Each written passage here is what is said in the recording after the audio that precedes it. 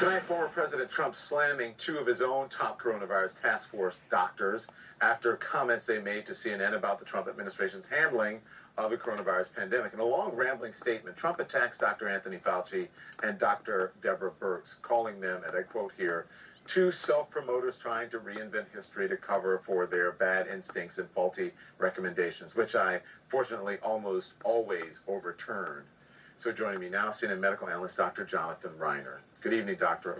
That's kind of the problem. That's why he got into the trouble that he did, and the country got into the trouble. That's just how I feel.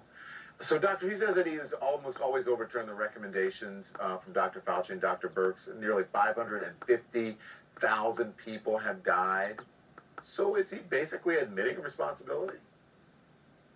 Oh, yeah.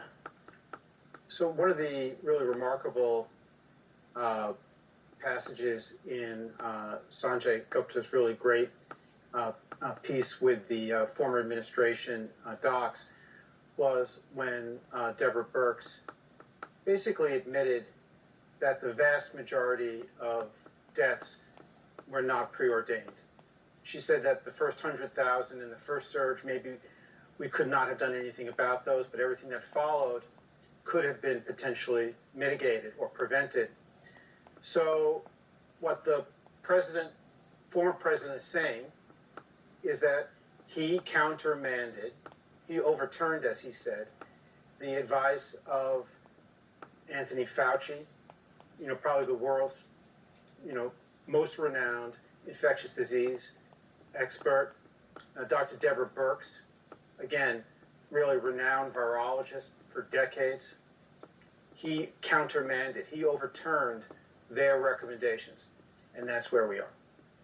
Well, what more do you really need to hear? Right. Doctor, after declining for weeks, cases they're rising now, more than 10% in 27 states. Listen to this. This is a dire warning from the CDC director, Rochelle Walensky. I'm going to pause here. I'm going to lose the script, and I'm going to reflect on the recurring feeling I have of impending doom. We have so much to look forward to, so much promise and potential of where we are, and so much reason for hope. But right now, I'm scared. We have come such a long way.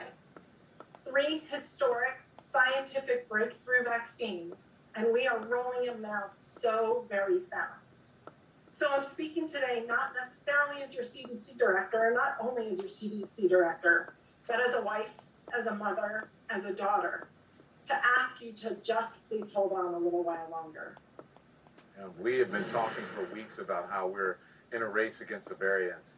Is the virus winning this race? No, I don't think the virus is winning. In fact, I think in the United States, vaccines are winning. But, we're at a little bit of a tenuous position now. The reason we don't see even more cases in the United States is that we've been so finally spectacularly successful in vaccinating Americans. We're vaccinating almost 3 million people a day now. And that, I think, is why we're keeping the surge, relatively down. It's extraordinarily high in Michigan, and it's surging in New Jersey.